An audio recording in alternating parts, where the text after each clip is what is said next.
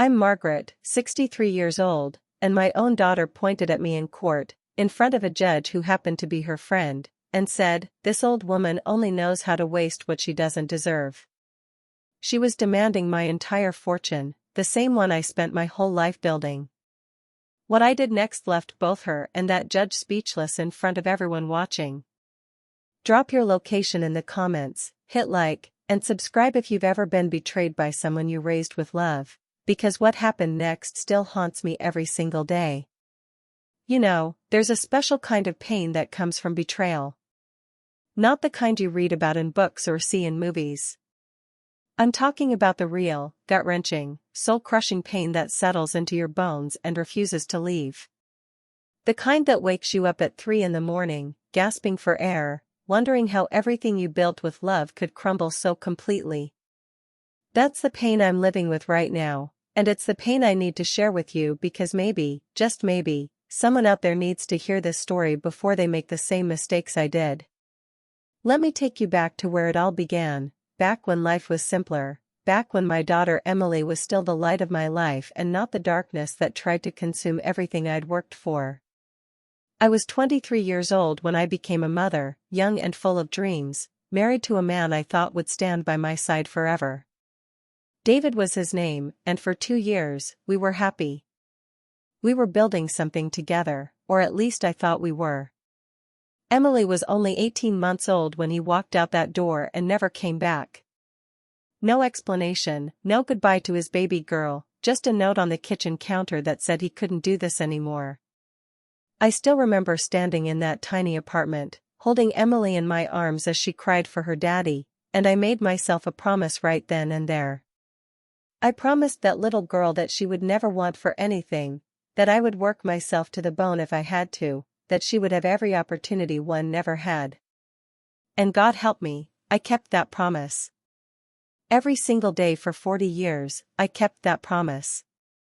You want to know what sacrifice really means? Let me tell you. Sacrifice means working 3 jobs while your toddler sleeps in a makeshift bed in the break room because you can't afford childcare. Sacrifice means eating plain rice for dinner so your child can have chicken and vegetables. Sacrifice means wearing the same 2 pairs of pants for 5 years because every extra dollar goes into a college fund. Sacrifice means falling asleep standing up at the factory line during the graveyard shift because you've already worked 16 hours that day and you still have 4 more to go. I worked as a waitress from 6 in the morning until 2 in the afternoon at the diner on 5th Street. The tips were decent, and the owner, bless her soul, let me bring Emily with me on weekends when I couldn't find someone to watch her. Then I'd rush home, change my clothes, and head to my cleaning job at the office buildings downtown from 3 to 7. After that, if I was lucky enough to grab a sandwich and spend 30 minutes with my daughter helping her with homework, I'd put on my 3rd uniform and work the night shift at the packaging plant from 9 at night until 3 in the morning. 4 hours of sleep, and then I'd do it all over again. But you know what? I didn't mind. Not one bit. Because every time I looked at Emily's face, every time she smiled at me with those bright green eyes that looked so much like her father's, every time she threw her arms around my neck and told me I was the best mommy in the whole world, it was worth it. Every blister, every aching muscle, every moment of exhaustion, it was all worth it because I was building something. I was building a future for my little girl. Emily was such a sweet child back then. I know every mother says that about their kid, but I mean it. She was kind and thoughtful, always sharing her toys with other children, always making cards for me on Mother's Day with her little hands covered in glitter and glue. She used to wait for me when I came home from the night shift, even though she had school the next morning, just so she could give me a hug and tell me about her day. She'd save me half of whatever snack she'd had after school, carefully wrapped in a napkin, because she knew I often forgot to eat. "Mommy," she'd say, climbing into my lap even though she was getting too big for it, "when I grow up, I'm going to work hard just like you, and I'm going to buy you a big house where you never have to work again." And I'd hold her tight, breathing in the scent of her strawberry shampoo, and I'd think to myself that I was the luckiest woman alive. I had my daughter, I had our dreams, and that was enough. But somewhere along the way, something changed.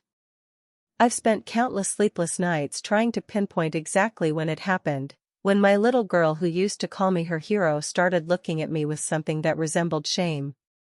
Maybe it started in middle school when the other kids began noticing that her clothes came from thrift stores while theirs came from the mall. Maybe it was in high school when she realized that while her friends' mothers drove nice cars and had manicured nails, her mother showed up to parent-teacher conferences with calloused hands and exhaustion written all over her face. I tried so hard to give her everything, but I couldn't give her the one thing she started to want more than anything else. I couldn't give her wealth without working for it. I couldn't give her the easy life that some of her friends had. And I think, looking back now, that's when the resentment started to build. She never said it out loud, not back then, but I could see it in the way she'd hide when I picked her up from school, in the way she'd ask me not to come to her extracurricular activities because the other mothers would be there in their designer clothes and their perfect makeup. But I kept working. I kept sacrificing. I kept building our future because I believed, God, I truly believed, that one day she'd understand. One day she'd look back and realize that every callus on my hands was a testament to how much I loved her, that every missed school play was because I was working to pay for her college tuition, that every time I said no to buying myself new shoes was because I was saying yes to her dreams. By the time Emily was in her 20s, things had changed for us financially. All those years of working myself to the bone, all those sacrifices, they had started to pay off. I'd managed to start a small business, a cleaning company that grew from just me and a bucket to a team of 30 employees serving businesses all over the city. I'd invested wisely, saved aggressively, and slowly but surely, I'd built something substantial. I bought a house, not a mansion, but a real, proper house with a yard and enough bedrooms for Emily to visit with her own family someday. I had a retirement account that actually had money in it. I had security. And Emily? I paid for every single penny of her college education. Not just tuition, but room and board, books, spending money, everything. She graduated with a business degree and not a single dollar of debt, something she seemed to take for granted as if it had just magically happened. I helped her get her first apartment, co-signed her lease when she didn't have credit history, bought her a reliable car when she got her first job. I thought I was helping her build her own foundation the way I'd built mine, giving her the head start I never had. But that's not how she saw it. Somewhere in those years, Emily met Brandon. Brandon with his expensive suits and his smooth talk and his family money that he'd never had to work a day in his life to earn. Brandon who looked at my daughter and saw someone he could mold into his perfect trophy wife. Brandon who looked at me and saw nothing but an embarrassment, an obstacle to the lifestyle he wanted Emily to embrace. I tried to like him. I swear I tried. But there was something in his eyes, something cold and calculating, that made my skin crawl. The way he'd subtly criticize me at family dinners, making jokes about my quaint little business or my charming working-class sensibilities. The way he'd encourage Emily to spend money frivolously, to buy designer handbags and expensive jewelry, to live beyond her means because that's what successful people do. The way he'd whisper things to her that I couldn't quite hear but that I knew were poisoning her mind against me. Emily started changing after she met Brandon. Or maybe she'd been changing all along, and he just brought it to the surface. She started talking about wealth differently, not as something you build through hard work and sacrifice, but as something you're entitled to, something you should have now rather than earn over time. She started looking at my business, at my modest success, with hungry eyes that made me uncomfortable. "Mom," she'd say during our increasingly infrequent phone calls, "you're sitting on a goldmine with that business. You should sell it, cash out, enjoy your life." But what she really meant was, "You should sell it so I can have my inheritance now while I'm young enough to enjoy it." She never said it outright, not at first, but I could hear it in her voice, see it in her eyes when she visited. The visits became less frequent as the years went on. She was busy with her life, with Brandon, with the social circles they were trying to climb. When she did come by, it was always with an agenda. She'd walk through my house making comments about how I could maximize the value of the property. She'd flip through my financial documents that I'd foolishly left out on my desk, her eyes calculating, her mind already spending money that wasn't hers to spend. I was getting older, my body wearing down from all those years of hard labor. My hands shook sometimes from the arthritis, my back ached in the mornings, and climbing stairs left me breathless in a way it never had before. But my mind was sharp, sharper than Emily gave me credit for. I saw what was happening. I saw how she'd started talking to lawyers, how she'd been asking questions about my will, how she'd been positioning herself to take control of everything I'd built the moment she had the chance. And then came my 63rd birthday. I thought maybe, just maybe, Emily would remember. I thought maybe she'd come by with a card or call me or do something, anything, to acknowledge that I existed beyond being a source of future wealth for her. But she didn't call. She didn't visit. She didn't even send a text message. Instead, I got a letter in the mail 3 days later. A legal letter. My hands were shaking as I opened that envelope, and not from the arthritis this time. The letter informed me that Emily, my daughter, my only child, the little girl I'd raised with every ounce of love and sacrifice I possessed, was suing me. She was taking me to court, demanding that I be declared mentally incompetent to manage my own affairs, demanding that she be given full control of all my assets, my business, my house, my retirement accounts, everything, because I was, according to her legal filing, elderly, confused, and squandering the family fortune through poor decision-making and senility. I read that letter 3 times before it really sank in. My own daughter was calling me senile. My own daughter was trying to take everything I'd spent my entire life building. My own daughter was going to drag me into court and humiliate me publicly, all so she could get her hands on money she hadn't earned, money that came from my blood, my sweat, my tears, my sacrifice.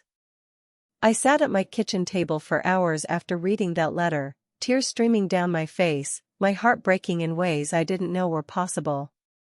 The pain of David leaving all those years ago was nothing compared to this. When he left, I still had Emily. I still had a purpose. I still had love. But this? This was my daughter telling me I was nothing, telling me I was just an obstacle between her and wealth, telling me that all those years of sacrifice meant nothing to her. But underneath the pain, underneath the heartbreak, something else started to grow. Anger.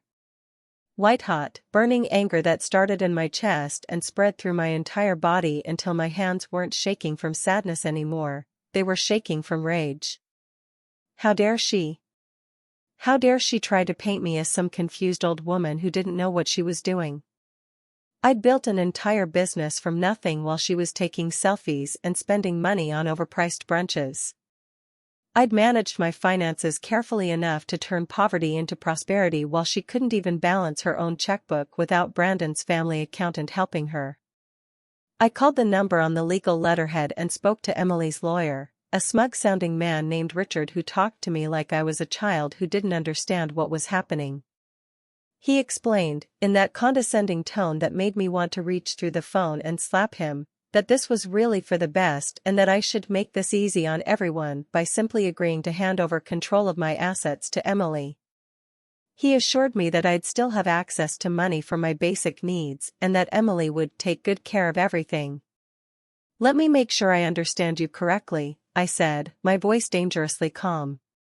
"You're asking me to voluntarily give my daughter, who hasn't called me in 6 months, who forgot my birthday, who clearly thinks I'm too stupid to manage my own life, complete control over everything I've spent 40 years building?" There was a pause on the other end of the line. "Mrs. Peterson, you have to understand that Emily is concerned about your well-being. She's noticed some concerning behaviors." "What behaviors?" I interrupted. "Spell it out for me. What exactly have I done that makes me incompetent?" Another pause. "Well, she mentioned that you've been making some, questionable financial decisions. Giving money to charities, talking about downsizing your home, refusing to sell your business when you clearly should cash out. So being charitable, considering my housing needs as I age, and wanting to keep the business I built with my own two hands, these are signs of incompetence? Mrs. Peterson, I think you're getting defensive. You're damn right I'm getting defensive. I shouted into the phone, my calm facade cracking. My daughter is trying to steal from me, and you're helping her do it while pretending it's for my own good. Tell Emily I'll see her in court, and tell her to bring her best arguments because I'm not going down without a fight. I hung up before he could respond, my heart pounding so hard I thought it might burst through my chest. But I wasn't scared anymore. I was ready for war. The preliminary hearing was set for 3 weeks later. 3 weeks to prepare, 3 weeks to gather my thoughts, 3 weeks to figure out how to fight back against my own daughter. I spent the first week in a daze, barely sleeping, barely eating, just trying to process the reality of what was happening. My friends, the few close ones I had left after working so hard for so many years, were horrified when I told them. "She's doing what?" my friend Patricia practically screamed when I explained the situation over coffee. "That ungrateful little," she stopped herself, but I could see the fury in her eyes. "Margaret, you can't let her get away with this. You can't." "I don't plan to," I told her, and I meant it. "But I need help. I need a lawyer who actually works for me, not someone who's going to try to talk me into surrendering because it's easier for everyone." Patricia knew someone, a lawyer named Sarah Chen who specialized in elder law and financial abuse cases. I called Sarah that afternoon and explained everything, the lawsuit, Emily's claims, the letter, all of it. There was a long silence when I finished talking. "Mrs. Peterson," Sarah finally said, her voice serious, "what your daughter is doing is called financial elder abuse, and it's more common than you'd think. Adult children who feel entitled to their parents' money will use the legal system to take control, especially if they can paint the parent as incompetent. But here's what you need to understand, the burden of proof is on her. She has to prove you're incompetent, not the other way around. And from everything you've told me, you sound sharper than most 30-year-olds I know." I hired Sarah on the spot. Over the next 2 weeks, we prepared my defense. Sarah requested all my medical records, every doctor's visit, every prescription, every test I'd had in the last 5 years. The results were clear. I was in good health for my age, my cognitive function was normal, and there was absolutely no medical evidence of dementia, Alzheimer's, or any condition that would affect my ability to make decisions. We gathered my financial records too, and this is where things got interesting. My business was thriving, growing steadily year over year. My personal finances were immaculate, every bill paid on time, investments diversified and performing well, no suspicious transactions, no signs of confusion or poor judgment. In fact, my accountant was happy to provide a statement testifying that I was one of his most organized clients and that my financial acumen was exceptional. But Sarah told me something during one of our meetings that made my blood run cold. She'd done some research, made some calls, pulled some strings. "Margaret," she said, looking at me over her reading glasses, "the judge assigned to your case is someone named Judge Patricia Holloway. Does that name mean anything to you?" I thought about it for a moment, then shook my head. "No, should it?" Patricia Holloway was Emily's roommate in college. They were in the same sorority. According to my sources, they've remained friends. Emily was even at Patricia's wedding party 5 years ago. The room started spinning. "You're telling me that my daughter's friend is the judge who's going to decide whether she can take all my money?" "That's exactly what I'm telling you. And that, Mrs. Peterson, is called judicial bias. Judge Holloway should have recused herself from this case the moment she saw Emily's name on the filing. The fact that she didn't suggests that this might be even more corrupt than we initially thought." I felt like I'd been punched in the stomach. This wasn't just my daughter being greedy. This was a conspiracy, a coordinated effort to steal everything I'd worked for, and they'd stacked the deck against me from the very beginning. They thought I was just some old woman who wouldn't know what hit her, who would be too confused or too scared to fight back effectively. They were wrong. Sarah and I spent the final week before the hearing preparing our strategy. We documented everything, the friendship between Emily and Judge Holloway, including photos from social media showing them together at various events over the years. We gathered testimonies from people who could attest to my mental competence, my doctor, my accountant, my business partner, employees who worked with me daily. We compiled evidence of my business success, my financial stability, my charitable contributions, everything that proved I wasn't just competent, I was excelling. But Sarah warned me that even with all this evidence, walking into a courtroom where the judge was biased against me would be dangerous. They might try to railroad you, she said. Judge Holloway might ignore procedure, deny our motions, accept Emily's claims without proper scrutiny. We need to be ready for anything, and we need to make sure everything is on the record so we can appeal if necessary. The night before the hearing, I couldn't sleep. I lay in bed staring at the ceiling, thinking about Emily as a little girl, remembering all the good times we'd had before everything went wrong. I thought about the day she was born, how she'd wrapped her tiny fingers around mine and I'd promised to protect her forever. I thought about her first day of school, how she'd looked back at me with tears in her eyes and I'd blown her a kiss and told her to be brave. I thought about every sacrifice, every missed hour of sleep, every meal I'd skipped, every dream I'd deferred, all of it for her. All of it for the daughter who now wanted to destroy me. And I cried. God help me, I cried like I hadn't cried since the day David left. But these tears were different. These weren't just tears of sadness. These were tears of rage, of betrayal, of grief for the daughter I'd lost to greed and entitlement. And somewhere in those tears, I found my resolve. I would walk into that courtroom tomorrow, and I would fight. Not just for my money, not just for my business, but for my dignity, for my right to control my own life, and for every other parent who'd ever been betrayed by a child they'd loved more than life itself. The morning of the hearing arrived cold and gray, matching my mood perfectly. Sarah picked me up at 8 o'clock sharp. I'd dressed carefully, not too fancy, not too casual, professional and put together in a way that screamed competent adult who knows exactly what she's doing. My hands were shaking as I got into Sarah's car, but it was anger now, not fear, that made them tremble. Remember, Sarah said as we drove to the courthouse, stay calm no matter what they say. Don't let Emily or her lawyer get under your skin. We have the evidence, we have the truth, and truth has a way of winning out in the end, even in a biased courtroom. I nodded, but my jaw was clenched so tight it hurt. Stay calm. Sure. Stay calm while your own daughter tries to rob you blind with her friend in a judge's robe helping her do it. Stay calm while everything you've worked for hangs in the balance. Stay calm while the person you love most in the world treats you like you're nothing but an obstacle to her bank account. The courthouse was one of those old buildings with high ceilings and marble floors that echoed with every footstep. Walking through those halls felt like walking to my execution, except I was determined not to be the one who died today.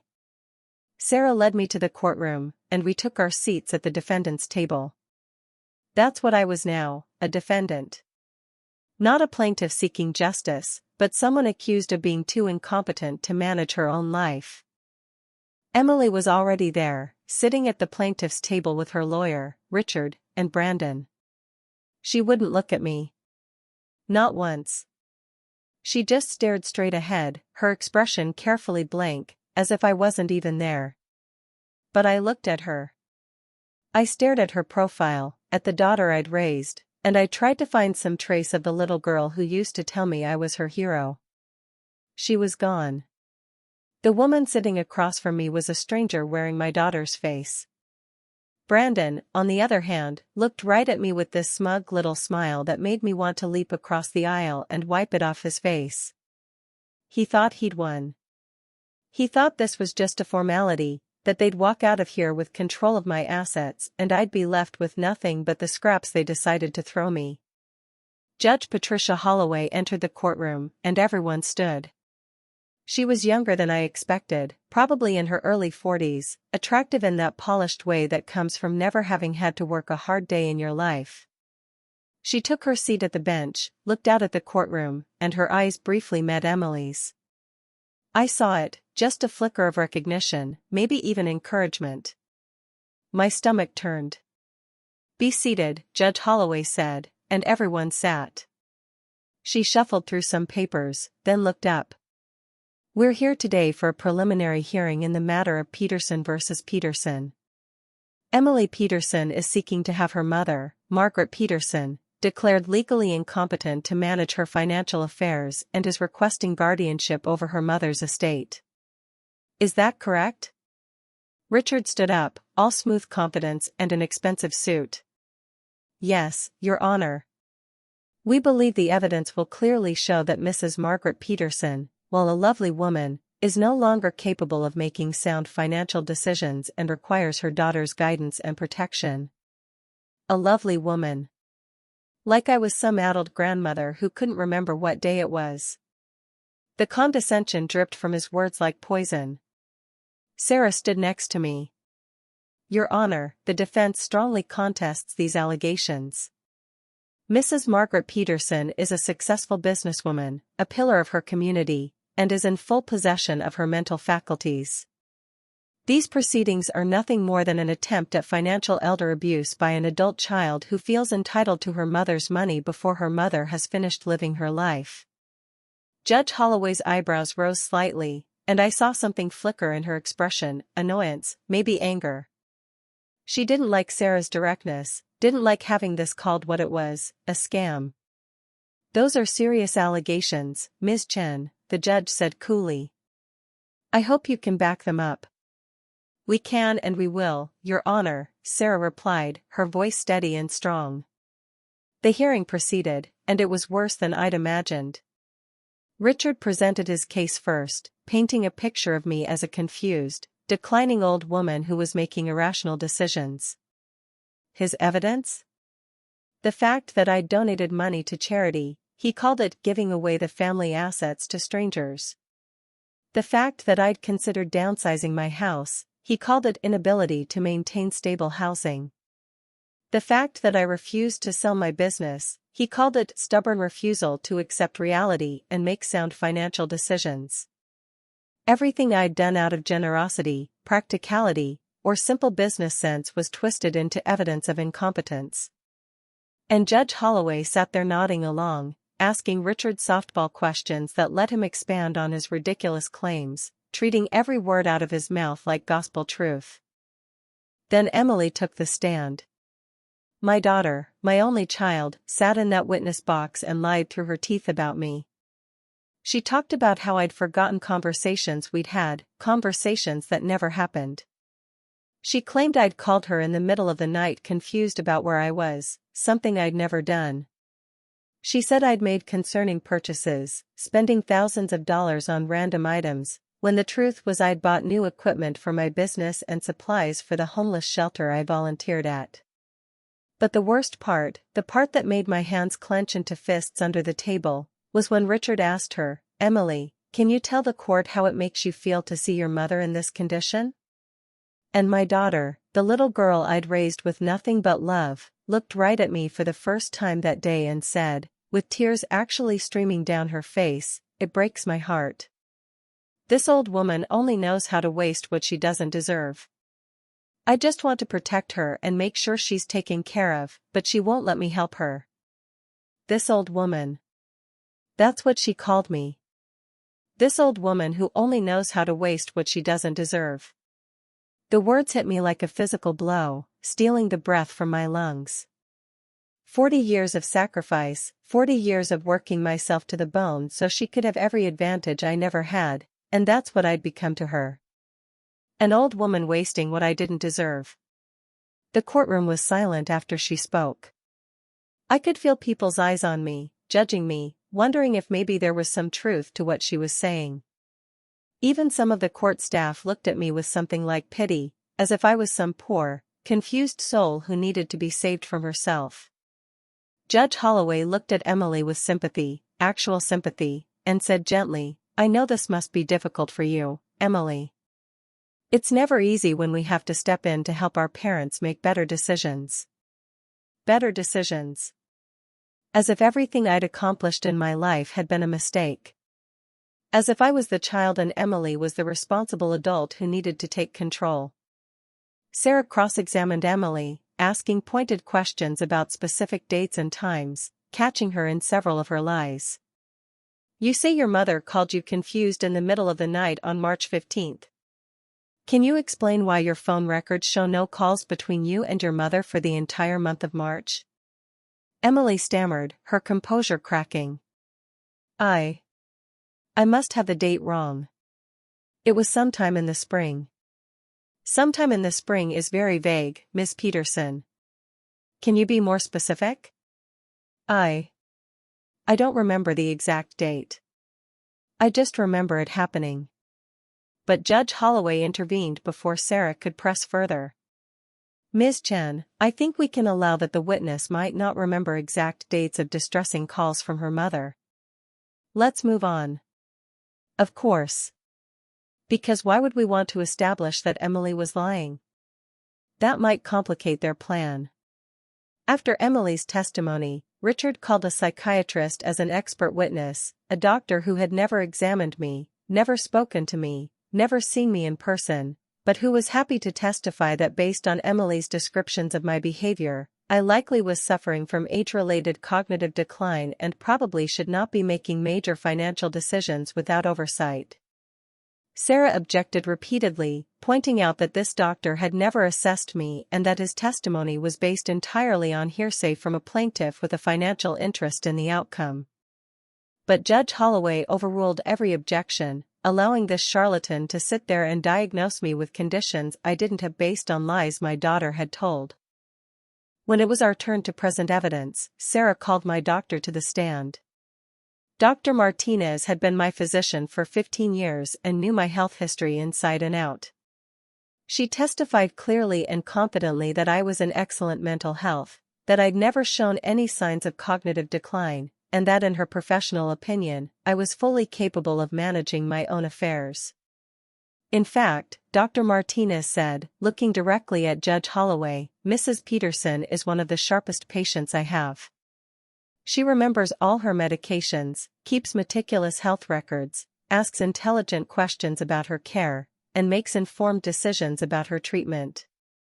I would be happy to stake my medical license on the fact that she is fully competent." Richard cross-examined her, trying to suggest that maybe I was good at hiding my confusion, that maybe I'd rehearsed responses to seem competent.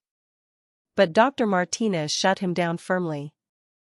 "I've been a physician for 23 years, Mr. Williams. I know the difference between a patient who is genuinely competent and one who is trying to mask decline. Mrs. Peterson is the former." Sarah also called my accountant, who testified about my excellent financial management, and my business partner, who talked about how I was still actively involved in running the company and making smart strategic decisions. Employee after employee took the stand and vouched for my competence, my leadership, my sharp mind. But I could see it in Judge Holloway's face, she wasn't really listening. She was waiting for us to finish so she could rule in Emily's favor. Every piece of evidence we presented, she found some way to minimize or dismiss.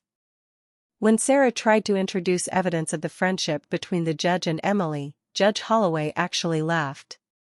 "Ms. Chen, are you seriously suggesting that I would allow a personal relationship to influence my judgment in this case? I'm insulted by the insinuation. I am a professional, and I will make my decision based solely on the evidence presented." But her eyes flickered to Emily when she said it, and I saw the lie. They'd planned this together. They thought they were so clever, so subtle, that no one would catch on to what they were doing. As the hearing wound down, Judge Holloway announced that she would review the evidence and issue her ruling within a week. But I knew what that ruling would be. I could see it in her face, hear it in her voice. She was going to hand Emily everything, my business, my house, my savings, all of it. And I would be left with nothing, no control over the life I'd built, dependent on my daughter's generosity for basic needs. Sarah and I stood to leave, but as we were gathering our papers, something in me snapped. I couldn't walk out of that courtroom without saying something. I couldn't let them think they'd won without firing one final shot. Your Honor, I said, my voice loud and clear in the quiet courtroom. Before I leave, I'd like to exercise my right to make a statement to the court. Judge Holloway looked annoyed. Mrs. Peterson, that's not typical in preliminary hearings. I'm aware of what's typical, Your Honor. But I'm also aware of my rights, and I'm requesting to make a statement. Are you denying me that right? She couldn't, not without making her bias even more obvious than it already was. Fine. Make it brief. I stood up, my legs steady beneath me despite my racing heart. I looked at Emily first, really looked at her, and I saw her flinch under my gaze. Emily, I said, my voice heavy with pain and anger, I want you to remember this moment for the rest of your life. I want you to remember the day you stood in a courtroom and called your mother an incompetent old woman who doesn't deserve what she has. I want you to remember that I spent 40 years sacrificing everything for you, my youth, my health, my dreams, everything, and you repaid me by trying to steal from me while I'm still alive. Emily's face went pale, but I wasn't done. I worked 3 jobs to keep you fed and clothed. I wore the same worn-out clothes for years so you could have new school supplies. I missed sleep, missed meals, missed having any kind of life of my own because I was too busy building a future for you. And this is my reward?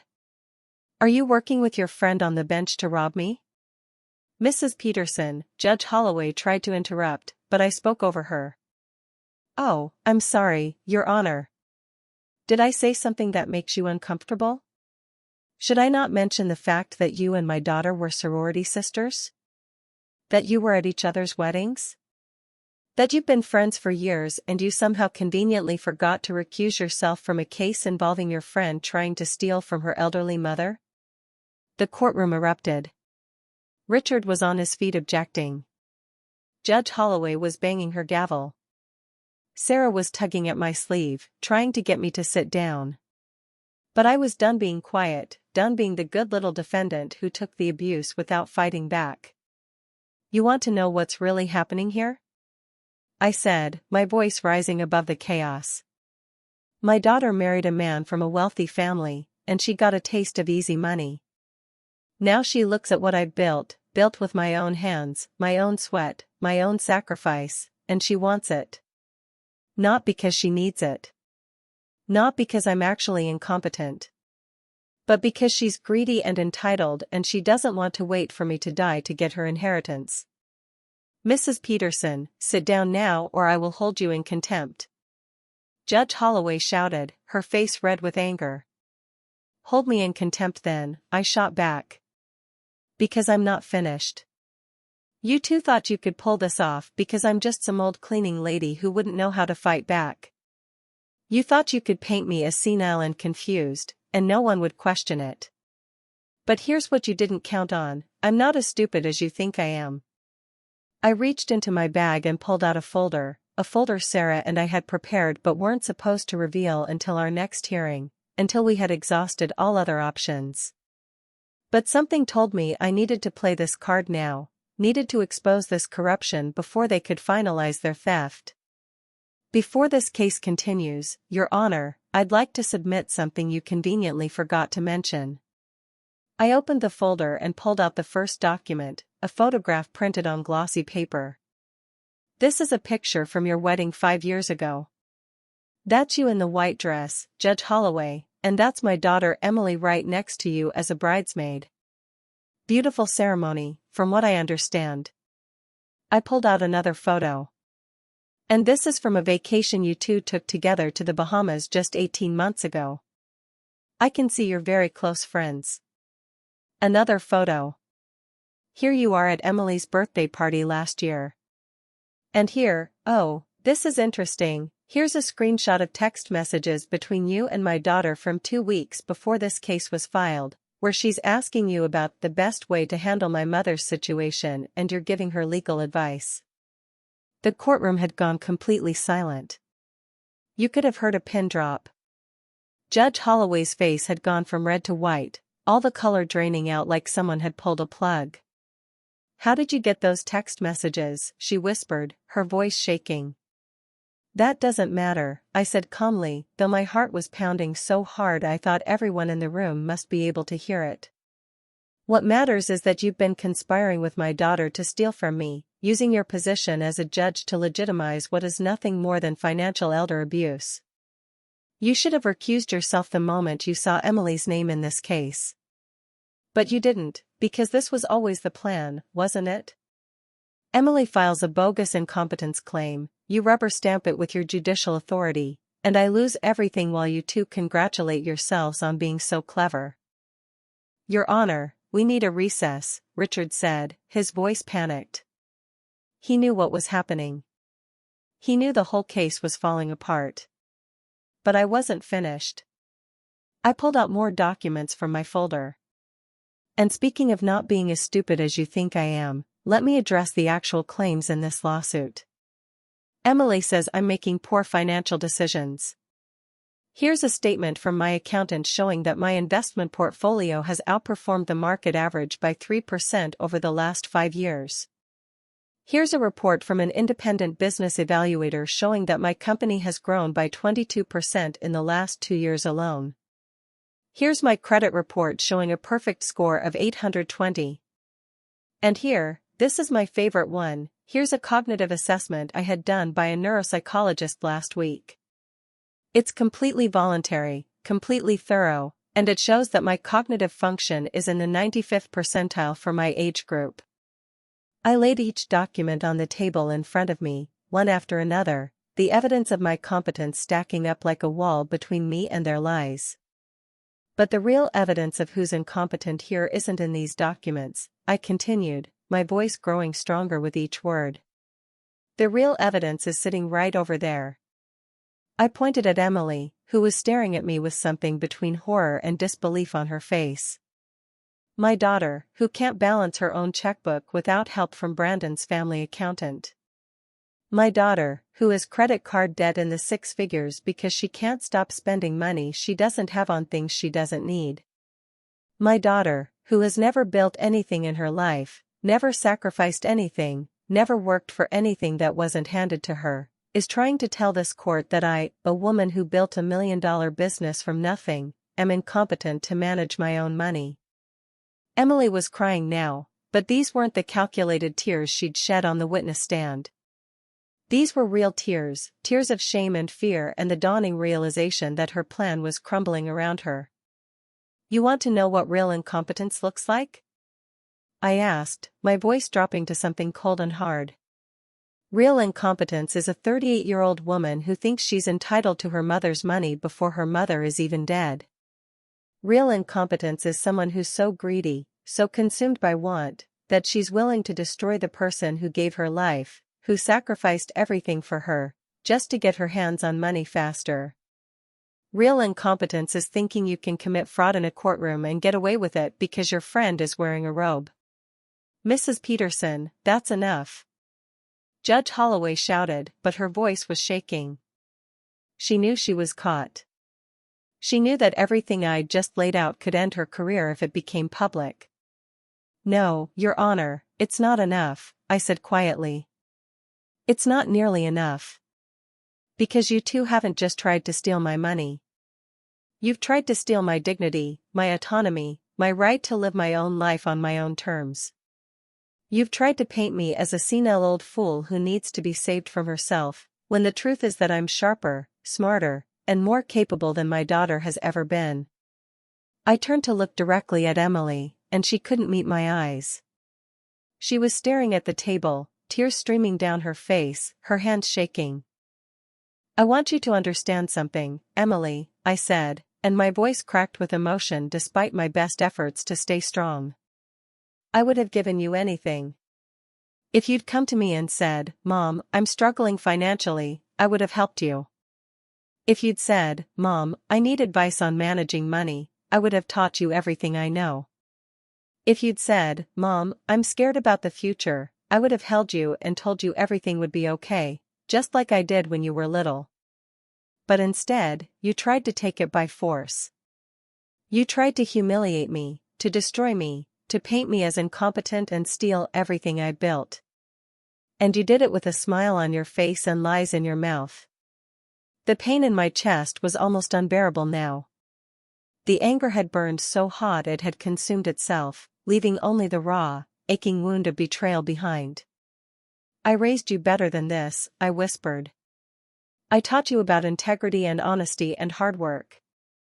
I showed you, every single day of your life, what it means to sacrifice for the people you love. And somehow, despite all of that, you turned into this. You turned into someone who would betray her own mother for money." Emily was sobbing openly now, her face buried in her hands. Brandon was trying to comfort her, but she pushed him away. Maybe somewhere deep inside, there was still a part of my little girl who understood the magnitude of what she'd done. Judge Holloway had gone very quiet. She was staring at the documents I'd laid out, at the photos, at the text messages. Her career was on the line now, and she knew it. If this became public, if I took this to the State Judicial Review Board, she would be disbarred. Everything she'd worked for would be gone. "Your Honor," Sarah said, standing up beside me, her voice formal and professional, "in light of this new evidence, the defense moves for an immediate dismissal of this case with prejudice. Furthermore, we will be filing a complaint with the Judicial Review Board regarding your failure to recuse yourself from a case involving a close personal friend. We will also be filing a police report regarding potential fraud and conspiracy to commit financial elder abuse." The courtroom was absolutely silent. Everyone was watching Judge Holloway, waiting to see what she would do. She could double down, try to bluff her way through this, but we both knew that ship had sailed. The evidence was too damning, too clear. Judge Holloway took a long, shaky breath. When she spoke, her voice was barely above a whisper. "This court will take a 30-minute recess while I review these new developments." She fled the bench like it was on fire, her robe flapping behind her. The moment she was gone, the courtroom erupted in whispers and speculation. Richard was frantically whispering with Emily and Brandon, probably trying to figure out how to minimize the damage. Court staff were murmuring to each other, shooting glances at our table. Sarah gripped my arm, her eyes bright with something that looked like pride. "That was incredible," she whispered. "Risky as hell, but incredible. You just blew their entire case out of the water." But I didn't feel victorious. I felt hollow, empty, like something vital had been carved out of my chest and would never grow back. I'd just destroyed my own daughter in open court. Yes, she'd deserved it. Yes, she'd brought this on herself. But she was still my daughter, and some part of me would always love her, would always grieve for the relationship we'd lost. I watched Emily across the aisle. She was hunched over, her shoulders shaking with sobs. Brandon had his arm around her, but she wasn't leaning into him. She looked small, broken, nothing like the confident woman who'd walked into this courtroom thinking she was about to claim her prize. Part of me wanted to go to her, to comfort her the way I'd comforted her through every disappointment and heartbreak of her childhood. But I couldn't. Not this time. This time, she needed to face the consequences of her choices. The 30-minute recess stretched to 45 minutes, then an hour. We waited in silence, Sarah occasionally checking her phone, me just staring at the wood grain of the table in front of me, trying not to think about how completely my life had been upended. When Judge Holloway finally returned, she looked like she'd aged 10 years. Her face was pale, her hands unsteady as she took her seat at the bench. She wouldn't look at anyone, just stared down at the papers in front of her. After reviewing the evidence presented, she said, her voice hollow, "And after consulting with the court administrator, I am granting the defense's motion to dismiss this case with prejudice." Furthermore, I am recusing myself from any future proceedings involving either party. This case is closed." She banged her gavel once, stood up, and walked out of the courtroom without another word. She didn't look at Emily, didn't look at me, just fled like a guilty person running from the scene of a crime. For a moment, no one moved. Then Sarah grabbed my hand and squeezed it. "We won," she said simply. "It's over." But it didn't feel like winning. It felt like losing everything that mattered. Emily stood up slowly, her face blotchy and swollen from crying. For just a second, our eyes met across the courtroom. I saw something in her expression, regret, maybe, or shame, or just the realization of what she'd thrown away. Her lips moved, forming words I couldn't hear. It might have been "I'm sorry," but I couldn't be sure. Then Brandon was pulling her toward the exit, Richard following behind with his briefcase, and they were gone. My daughter walked out of that courtroom and out of my life, and I didn't try to stop her. Sarah and I gathered our things in silence.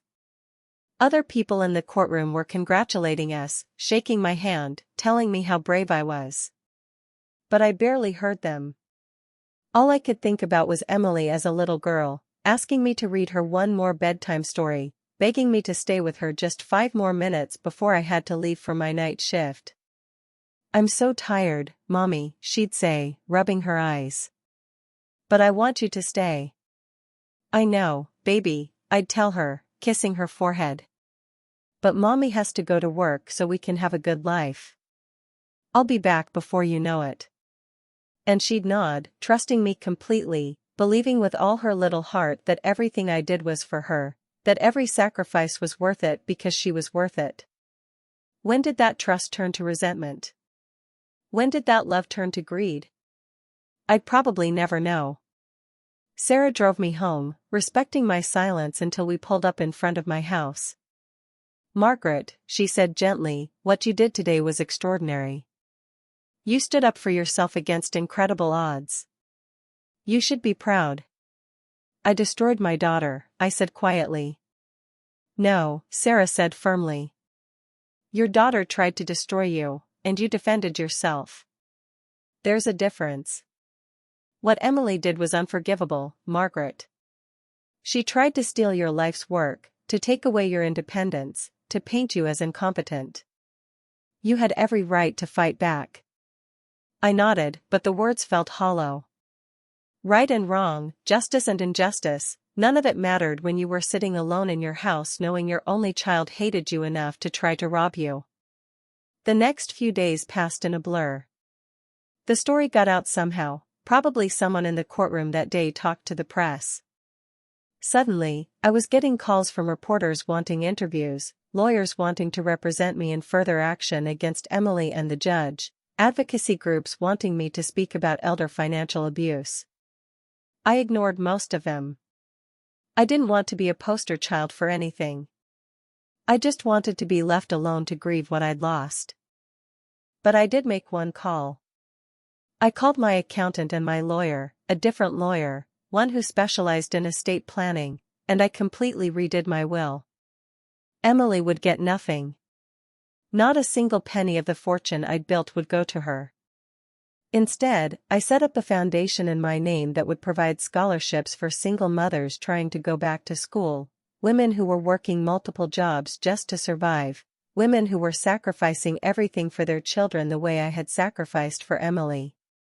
If Emily wanted my money, she could apply for a scholarship like everyone else and explain what she'd learned about hard work and sacrifice. Somehow, I doubted she would. Sarah called me a week after the hearing to tell me that Judge Holloway had resigned rather than face the Judicial Review Board investigation. Emily and Brandon had apparently left town, moved to Brandon's family estate in Connecticut to escape the scandal. And the local district attorney was considering whether to file criminal charges for fraud and conspiracy. "How do you feel about that?" Sarah asked. "Do you want to press charges?" I thought about it for a long time. Part of me wanted Emily to face criminal consequences for what she'd tried to do. Part of me wanted her to understand, really understand, that actions have consequences and you can't just betray people without paying a price. But another part of me, the part that was still a mother, that still remembered holding her as a baby and promising to protect her, couldn't quite take that step. No, I finally said. Let her live with what she's done. Let her wake up every day and remember that she tried to destroy her mother for money and failed. Let her look in the mirror and see who she really is. That's punishment enough. Sarah was quiet for a moment. You're more forgiving than I would be. I'm not forgiving her, I said. I'm just tired. I'm 63 years old, Sarah. I've spent my whole life fighting to survive, fighting to give Emily a good life, fighting to build something that would last. I'm done fighting. I just want to live whatever time I have left in peace. 3 months have passed since that day in court. 3 months of silence from Emily, no calls, no letters, no attempts at reconciliation. Part of me hopes she'll reach out someday, that she'll find the courage to apologize, to try to make things right. But another part of me knows that even if she did, even if she got down on her knees and begged for forgiveness, something between us is broken beyond repair. You can't come back from calling your mother an incompetent old woman who doesn't deserve what she has. You can't undo standing in court and lying about her mental capacity while trying to steal everything she's worked for. Some betrayals cut too deep to heal. My business is doing well. Better than well, actually. Turns out that the publicity from the case, people calling me a hero for standing up against elder abuse, has been good for business. Companies want to hire the cleaning service run by that tough old lady who took on her greedy daughter and a corrupt judge and won. I've had to hire 15 new employees just to keep up with demand. I should feel happy about that. I should feel vindicated, successful, proud of what I've accomplished. And some days I do. But most days, I just feel tired and sad and alone. My friends try to help. Patricia comes by twice a week with casseroles and gossip and attempts to cheer me up. You did the right thing, she tells me every time. Emily made her choice, and you defended yourself. You have nothing to feel guilty about. But guilt isn't really what I feel. It's grief. I'm grieving the daughter I thought I had, the relationship I thought we would always have, the future I'd imagined where Emily would bring her own children to visit their grandmother and we'd make new memories together. All of that is gone now, dead and buried in a courtroom under the weight of greed and betrayal. Sometimes, late at night when I can't sleep, I go through old photo albums.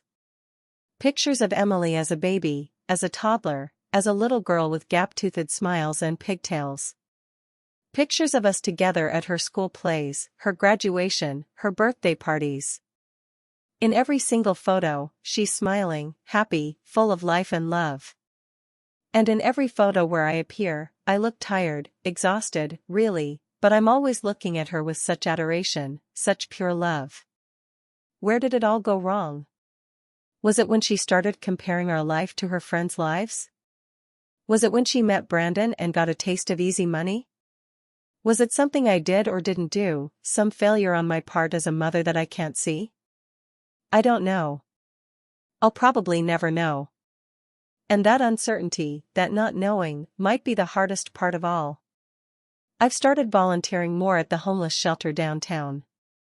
Working with people who have nothing, who are fighting just to survive day to day, reminds me of where I came from and how far I've come.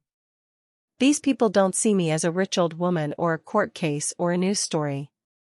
They just see someone who shows up with food and clean clothes and a willingness to listen. One woman there, Maria, reminds me a little of myself when I was younger, single mother, working multiple jobs, trying desperately to give her kids a better life than she had. We were talking one day while sorting donated clothes, and she asked me about my family. "Do you have children?" she asked innocently. The question hit me like a punch to the gut. Did I have children? Biologically, yes. Emily existed somewhere in Connecticut, living her life, spending Brandon's family money. But did I have a daughter in any way that mattered? Did I have someone who loved me, who cared if I lived or died, who would be there if I needed help? I had a daughter, I finally said, and Maria was smart enough not to ask what happened. But later, as I was leaving the shelter, Maria caught up with me. "Mrs. Peterson," she said, "I don't know what happened with your daughter, but I want you to know something. My mama worked herself to the bone for me and my siblings, just like you probably did for your daughter. And there were times, when I was young and stupid, when I didn't appreciate it. When I took it for granted or even resented it because we weren't rich like other families. But I grew up, and I understood, and now everything I do is to make her proud and to give my kids the same kind of love she gave me." She paused, then added, "Maybe your daughter will grow up too someday. Maybe it'll take time, maybe it'll take hitting rock bottom, but maybe she'll wake up one day and realize what she threw away. And when that day comes, if it comes, you'll have to decide if you can forgive her. But that's your choice to make, not hers to demand." I thanked her and left, but her words stayed with me. Would Emily ever wake up? Would she ever understand what she'd done? And if she did, could I forgive her? I honestly don't know. Some days I think maybe, with enough time and genuine remorse on her part, we could find our way back to each other. Other days, I think the betrayal was too deep, too deliberate, too calculated. You don't accidentally conspire with a judge to steal from your mother. You don't accidentally call her incompetent in open court. You don't accidentally try to take away someone's life's work and their dignity. Those aren't mistakes. They're choices. And choices have consequences. I'm trying to build a new life now, one that doesn't revolve around Emily or the pain of her betrayal. I'm investing more time in my business, not because I need the money but because it gives me purpose. I'm developing closer relationships with my employees, some of whom have become genuine friends. I'm traveling, something I never had time to do when I was working 3 jobs or raising Emily. Last month, I went to Italy for 2 weeks, something I'd dreamed about my entire life but never thought I'd actually do. It was beautiful. The food, the architecture, the history, all of it was incredible. But you know what I thought about the entire time? I thought about how much teenage Emily would have loved it. I thought about how I'd always imagined taking her there someday, showing her the world, making up for all the experiences we couldn't afford when she was young. Even thousands of miles away, even in one of the most beautiful places on earth, I couldn't escape the grief of losing my daughter. The foundation I set up is starting to make a real difference. We've awarded our first round of scholarships, 20 women, all single mothers working multiple jobs while trying to get an education that will give them and their children better lives. I attended the award ceremony last week, and every single woman there reminded me of myself 40 years ago, exhausted, determined, scared but hopeful. One woman, receiving a scholarship to study nursing, broke down crying when I handed her the check. "You don't understand what this means," she sobbed. "I've been working as a home health aide for 6 years, barely making enough to cover rent, and I've been trying to save for nursing school but I can never get enough together. This scholarship, it's going to change my life. It's going to change my kids' lives." I hugged her, this stranger who was living the life I'd lived, fighting the fight I'd fought. "I do understand," I told her. "I understand exactly what it means. And I'm so proud of you for not giving up." As I watched her walk away, clutching that check like it was made of gold, I felt something I hadn't felt in months: purpose. This was what my money should be used for. Not buying designer handbags for an ungrateful daughter or funding Brandon's country club dues. This was meaningful. This was making a real difference in real people's lives. Emily will never understand that. She saw money as a means to status, to luxury, to keeping up with her wealthy friends. She never understood that money is just a tool, and what matters is what you build with it. I built a business that employs people and helps them support their families. I built a foundation that will help women escape poverty through education. I built something that will outlast me, something that will matter long after I'm gone. What has Emily built? Nothing. She spent her entire adult life spending other people's money, first mine, now Brandon's family's, and thinking that made her sophisticated or successful. But spending money you didn't earn isn't success. It's just consumption. I got a letter last week. No return address, but I recognized the handwriting immediately, Emily's careful cursive, the same handwriting I'd admired on her school papers and college essays. My hand shook as I opened it, not sure what to expect. An apology? More accusations? Demands? It was short, only 1 page. She didn't apologize, not exactly. She said she'd been going through a difficult time and had made some choices she regretted. She said Brandon's family had cut them off financially after the scandal, and they were struggling to adjust to a more modest lifestyle. She said she'd been thinking about me, about our relationship, about everything that had happened. But she never said I'm sorry. She never acknowledged that what she did was wrong. She never took responsibility for trying to destroy me.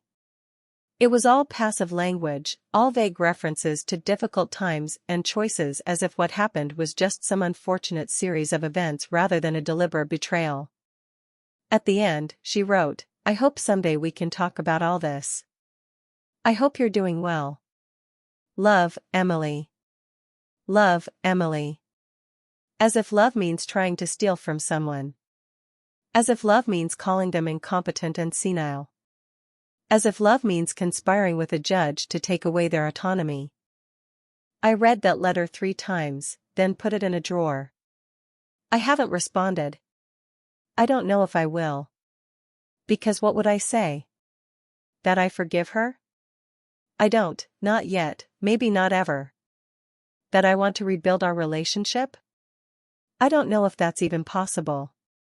That I still love her despite everything? That's true, but love without trust is just pain, and I don't know if I can trust her ever again. So the letter sits in my drawer, and I go on with my life, and the grief sits in my chest like a stone that never quite dissolves. People ask me if I regret what I did, if I wish I'd handled things differently.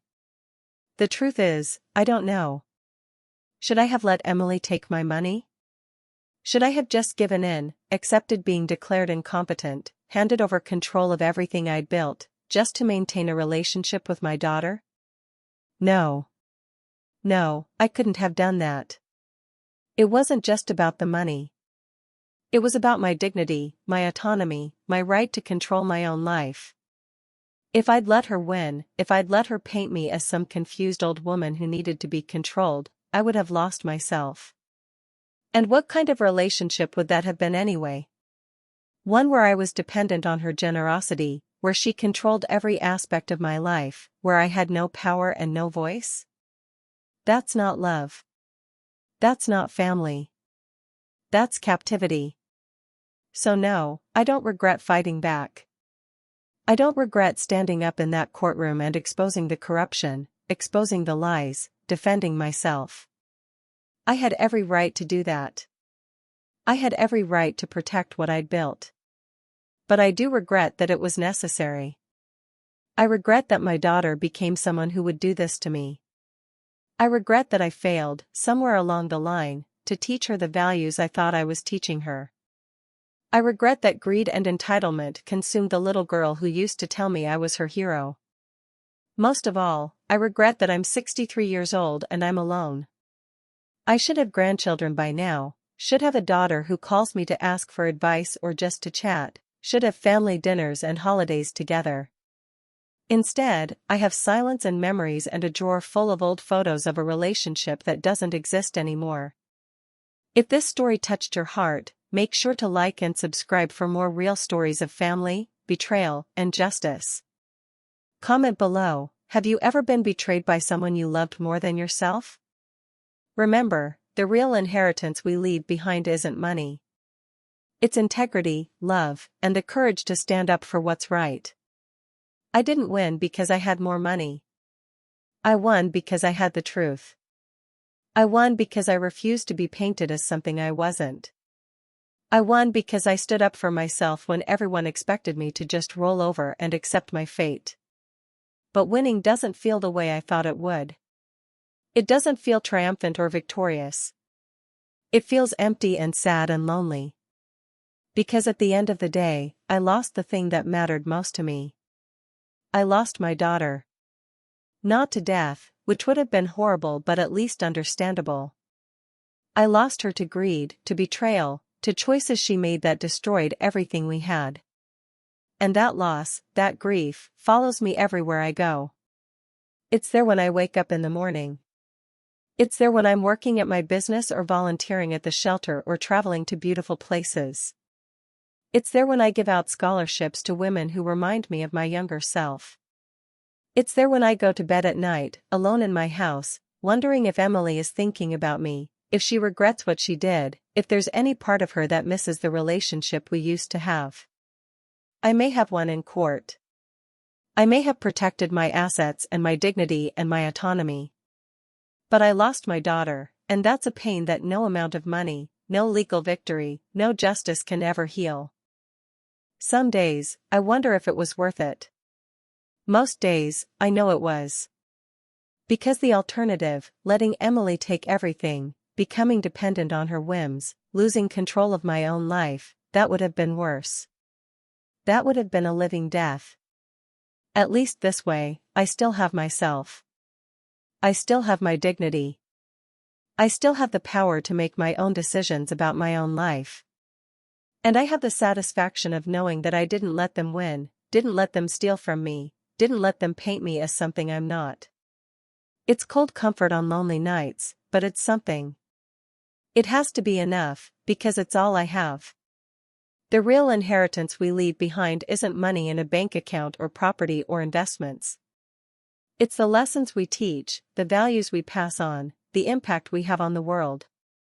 I thought I was teaching Emily about hard work and sacrifice and integrity. Apparently, I failed.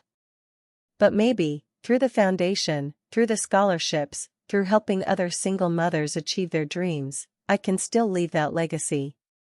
Maybe I can still make a difference, still pass on the lessons I learned through years of struggle and sacrifice. Maybe that has to be enough. Because Emily is gone, lost to greed and bad choices and a betrayal so deep it can never be fully healed. And I'm still here, standing in the wreckage of our relationship, trying to build something meaningful from the pieces that remain. I won the battle in that courtroom. But I lost the war that really mattered. And I'll carry that loss with me for the rest of my days, a constant ache in my heart that never quite goes away. That's the real cost of betrayal. Not the money or the court case or the public humiliation. It's the relationship that dies, the love that turns to grief, the family that fractures beyond repair. And it's a cost I'll be paying for the rest of my life.